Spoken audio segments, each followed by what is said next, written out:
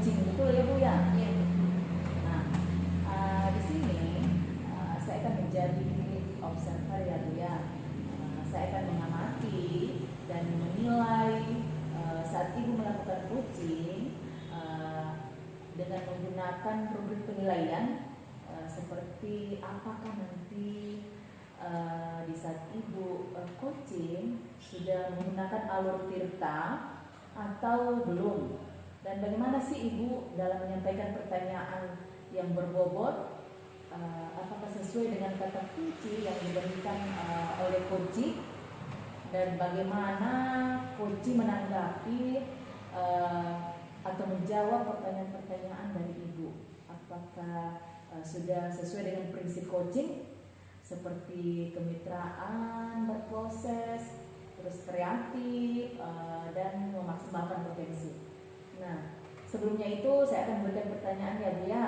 Iya, silakan. Dalam proses coaching ini, kompetensi apa sih yang ingin Ibu kembangkan? Terima kasih Bu untuk pertanyaannya. Jadi dalam proses coaching ini ada 3 kompetensi yang ingin saya kembangkan. Yang pertama itu adalah kehadiran penuh atau present. Kemudian yang kedua mendengarkan aktif. Kemudian yang ketiga mengajukan pertanyaan-pertanyaan berbobot sesuai dengan kata kunci yang nantinya akan disampaikan oleh coach. Oke, baik Bu. Dari ketiga kompetensi tersebut, nah yang mana yang ingin Ibu kembangkan secara spesifik? Ya, Bu. Baik. Baik, ketiganya mungkin akan saya kembangkan lebih spesifik Bu. Kenapa? Karena dengan mendengarkan aktif, saya akan bisa lebih fokus atas kehadiran penuh saya atau kehadiran saya, dan dengan mendengarkan aktif pun saya akan mengajukan pertanyaan-pertanyaan yang berbobot sesuai dengan kata kunci yang akan diberikan oleh coach nanti. Oke. Kemudian indikator yang bagaimana yang Ibu inginkan dalam proses coaching ini, atau indikator ketercapaiannya yang mana? Bagaimana? Baik Bu, indikator ketercapaian saya akan melihat apakah coach ini sudah bisa mencari solusi atas permasalahan yang dia hadapi, dan juga coach memiliki rencana aksi atau rencana ke depan apa yang akan dia lakukan. Seperti itu Bu. Baik Bu, mungkin itu saja pertanyaan dari saya sebelum Ibu melakukan coaching, dan semoga nanti di saat Ibu melaksanakan coaching, Ibu selalu mengingat ya Bu ya hal-hal yang saya sampaikan tadi, dan selamat melakukan coaching. Semoga mendapatkan hasil yang maksimal. Terima kasih Bu.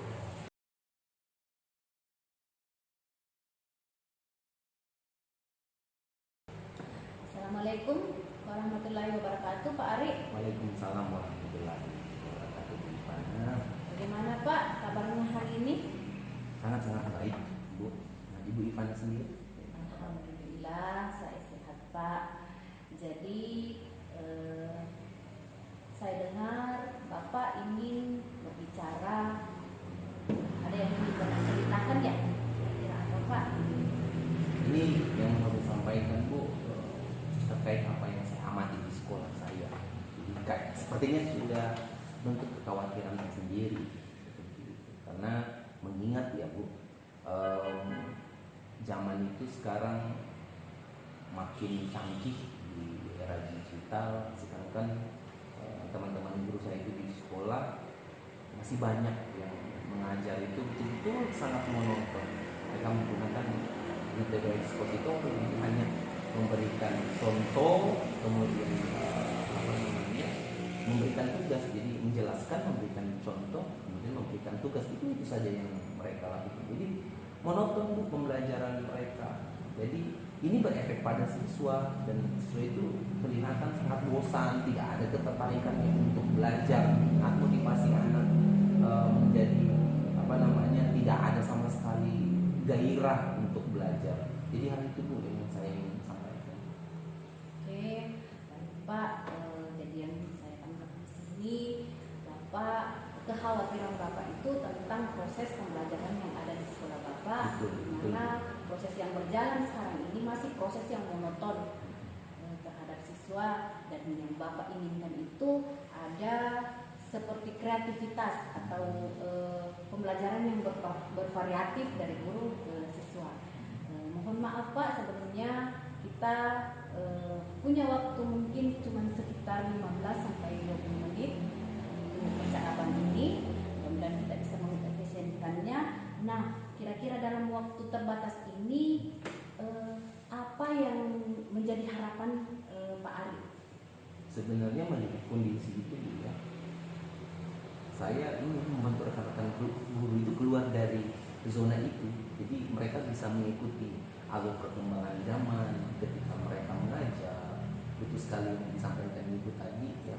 Jadi proses pembelajaran yang lebih kreatif, menggunakan model pembelajaran yang kontemporer, inovatif. Jadi harapan saya, jadi ketika rekan-rekan guru semua melakukan itu di sekolah, yakin bahwa anak-anak itu menjadi tertarik buat bekerja. Seperti itu. Oke, baik Pak. Jadi perubahan dan cara penyampaian materi yang Bapak inginkan seperti itu kira-kira ya Pak. Kemudian yang ingin saya tanyakan Pak, perubahan cara penyampaian materi seperti apa yang Bapak kira-kira inginkan, ingin Bapak nampakkan di sekolah? Ya, jadi harapan saya teman-teman guru di sekolah itu sudah bisa menggunakan model dan metode pembelajaran yang lebih kreatif dan inovatif. Jadi tidak monoton seperti yang saya katakan tadi. Dia hanya menjelaskan, memberikan contoh, kemudian memberikan tugas, dan pembelajaran itu sangat-sangat terpusat pada guru. Jadi tidak melibatkan peserta didik secara aktif. Gitu. Oke. Intinya pembelajaran yang kreatif dan inovatif yang Bapak inginkan. Nah, kira-kira kondisi idealnya itu kan 1 sampai 10. Sekarang itu kondisi menurut Bapak, kondisi ideal yang Bapak alami sekarang di sekolah itu kira-kira di level berapa Pak? Di level 5 seperti ini kalau saya amati. Jadi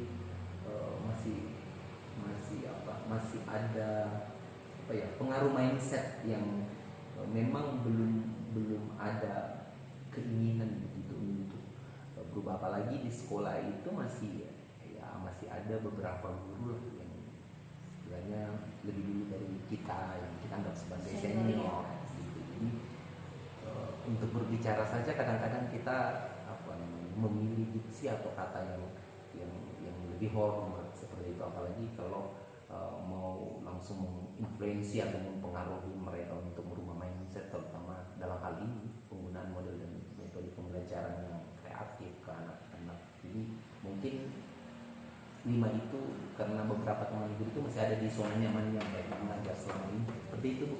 Ya, menurut Bapak sekarang sekolah Bapak ada di level 5. Salah satu faktornya itu karena mindset teman-teman guru itu yang masih belum keluar dari zona nyaman. Nah, sekarang kira-kira Bapak ingin naik ke level berapa Pak? Ingin perubahan ke level berapa kira-kira? Kalau lihat kondisi sekolah saya Bu, idealnya di 10 gitu ya, itu pasti butuh proses yang begitu panjang buat mencapai itu. Sehingga mungkin saya ambil di angka 7 mungkin karena saya baru memulai dan harus pelan-pelan seperti itu. Oke Pak, jadi Bapak menginginkan paling tidak standarnya di level 7 seperti itu. Nah, apakah Bapak sudah punya ide atau rencana apa yang akan Bapak lakukan untuk menaikkan grade tingkatan dari 5 ke 7 ini Pak? Sebenarnya sudah terpikir seperti itu. Jadi sudah terpikirkan karena harapan saya tadi saya bilang bahwa saya ingin membantu teman-teman guru untuk keluar dari zona nyaman itu, mungkin mau menginfluensi atau mempengaruhi rekan-rekan yang sefrekuensi dulu, yang mempunyai cara pandang, paradigma berpikir yang sama gitu. Jadi kalau misalnya Ibu bertanya tentang saya rencana atau hal yang ingin saya tempuh, mungkin paling awal saya akan melakukan mentoring. Jadi mentoring dulu yang saya melakukan, jadi terhadap rekan-rekan guru yang frekuensinya sama. Sekalipun saya juga punya rencana yang skalanya lebih besar Bu, tapi Mungkin saya akan awali di mentoring. Oke. Saya tertarik Pak kegiatan awal Bapak ini. Adakah strategi lain selain mentoring ini yang akan rencananya Bapak lakukan? Itu yang saya maksudkan tadi, karena ketercapaian saya pelan-pelan di level 7 dulu atau di angka 7, makanya saya hanya mengungkap ya, bahwa pendampingan atau mentoring itu mungkin lebih efektif dilakukan di awal, karena yang mau dirubah itu atau dipengaruhi untuk diubah dulu itu adalah cara berpikir, supaya punya keinginan untuk keluar dari zona nyaman. Nah, sekali lagi besar atau strategi lain yang saya ingin lakukan itu jelas bahwa adanya kegiatan-kegiatan di sekolah yang sifatnya pelatihan, training atau in-house training, ataukah istilahnya mengikutkan rekan-rekan guru untuk mencari pengetahuan atau menimba pengetahuan yang lebih lagi di luar melalui pelatihan seperti itu. Tapi itu kan membutuhkan kolaborasi yang lebih kuat lagi namanya dengan kepala sekolah. Tapi kalau kita bilang mungkin atau tidaknya kita lakukan, pasti bisa loh. Ini kan untuk kemajuan gitu, untuk perubahan yang baik seperti itu. Ya, Pak. Saya sudah mendengarkan. Kira-kira kemungkinan langkah mana yang akan Bapak ambil untuk kegiatan peningkatan rekan-rekan sejawat Bapak ini? Nah, di antara kedua pilihan tadi itu kira-kira kegiatan mana yang untuk saat ini membuat teman-teman rekan-rekan Bapak akan nyaman menjalaninya? Mentoring, jadi pendampingan. Baik, intinya Bapak sudah memilih metode mentoring dibandingkan metode pelatihan karena pertimbangan-pertimbangan yang tadi. Nah, kira-kira kapan pelaksanaannya Pak? Kalau pelaksanaannya, kekhawatiran itu bisa kita hapuskan atau bisa keluar dari pikiran kita ketika kita melaksanakannya itu sesegera mungkin. Jadi after coaching yang dilakukan ke saya pada saat ini, mungkin saya akan mengeksekusi itu dalam waktu dekat ini. Baik Pak, Bapak rencananya akan melakukan kegiatan ini dalam waktu dekat. Sebelum melakukan kegiatan ini, apakah yang akan Bapak lakukan sebelumnya? Apakah Bapak perlu bantuan dari berbagai pihak, dari kami sejawat atau kolaborasi dengan rekan-rekan guru di sekolah? Ya, jadi tetap ya Bu, artinya pasti bukan cuma saya sendiri yang merasakan keresahan seperti itu, pasti ada rekan lain. Tetap saya harus membutuhkan orang lain atau rekan sejawat yang berkolaborasi untuk melakukan pendampingan ini. Jadi teman-teman yang sudah punya pengetahuan, yang sudah ada ilmunya sedikit ya, teman-teman mungkin mulai belajar cara menyajikan materi yang lebih menarik dan kreatif yang meningkatkan minat dan motivasi siswa dalam belajar, itu pasti ada, dan itu yang saya akan kolaborasikan dengan beliau. Pak, biasa sangat menarik rencana aksi yang akan Bapak lakukan di sekolah. Mudah-mudahan bisa berjalan tentunya dengan kolaborasi dari berbagai pihak di sekolah, baik pimpinan maupun rekan-rekan sejawat.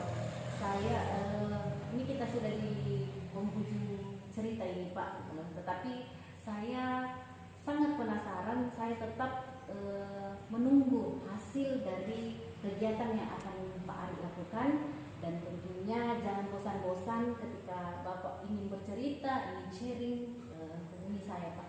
Iya Bu, pasti, karena dari hal ini saja Ibu sudah mengarahkan saya untuk mencari solusi yang tepat sebenarnya dalam kekhawatiran atau kegalauan, keresahan yang saya rasakan sendiri di sekolah saya, dan saya berterima kasih banyak akan hal itu Bu.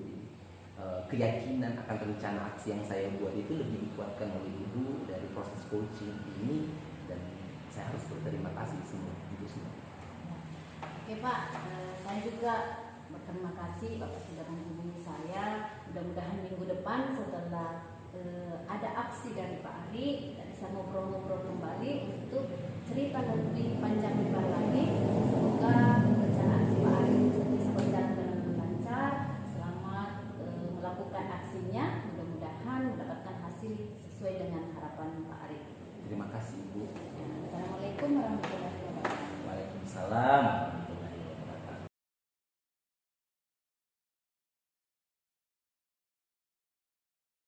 Alhamdulillah ya Ibu Ivana ya, coachingnya sudah berjalan dengan baik dan lancar. Nah, tadi saat sebelum melakukan coaching, sempat saya menanyakan tentang indikator ketercapaian ya Bu ya. Dan indikator ketercapaian ini yang ingin diinginkan Ibu Ivana tadi sebelum melakukan coaching, apa saja sih yang sudah dilakukan Ibu Ivana terkait dengan indikator tersebut? Baik Bu, alhamdulillah tadi saya sudah menyelesaikan proses coaching dengan baik dan lancar, dan berdasarkan hasil coaching saya sudah melakukan proses coaching sesuai dengan alur kita, yaitu menanyakan tujuan sebelum melakukan percakapan. Kemudian saya sudah mengidentifikasi dengan cara menanyakan kepada coach informasi-informasi yang terkait dengan permasalahannya. Dan saya juga sudah menanyakan rencana aksi apa yang akan dilakukan oleh coach untuk mempertanggungjawabkan tindakan yang akan beliau lakukan. Menurut saya sebagai observer tadi itu sudah bagus sekali ya Bu, sudah menjalankan coaching sesuai dengan alur Tirta, di mana Ibu sudah melakukan identifikasi terhadap permasalahan yang ada pada coaching. Nah, kemudian memberikan pertanyaan-pertanyaan yang berbobot sehingga coaching ini bisa menemukan solusinya sendiri. Seperti itu. Kemudian di selain itu pada coaching ini sudah menerapkan prinsip coaching. Nah, selamat ya Ibu Ivana. Di sini sebelum kita akhiri, saya mau mengajukan pertanyaan. Iya, silakan. Mungkin Ibu Ivana yang sudah Ibu lakukan tadi, kompetensi apa lagi sih yang ingin Ibu kembangkan? Baik Bu, setelah melakukan proses coaching tadi, kompetensi yang ingin saya kembangkan itu adalah mengajukan pertanyaan-pertanyaan yang berbobot. Kenapa?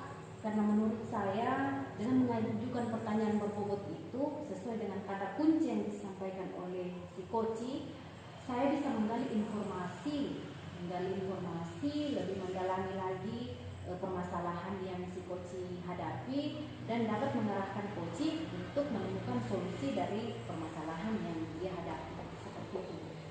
Luar biasa sekali ya Ibu Ivana ini. Padahal tadi sudah menerapkan alur Tirta itu dengan luar biasa. Di situ sudah terlihat sekali Ibu Ivana sudah memberikan pertanyaan-pertanyaan yang berbobot, karena dari yang saya lihat tadi Ibu Ivana itu ingin lebih menggali lagi ya. Semoga next ke depannya Ibu Ivana lebih baik lagi, dan kita bertemu di lain kesempatan dan berbagi pengalaman lagi tentang hal yang lain. Terima kasih untuk Ibu Ivana. Assalamualaikum warahmatullahi wabarakatuh.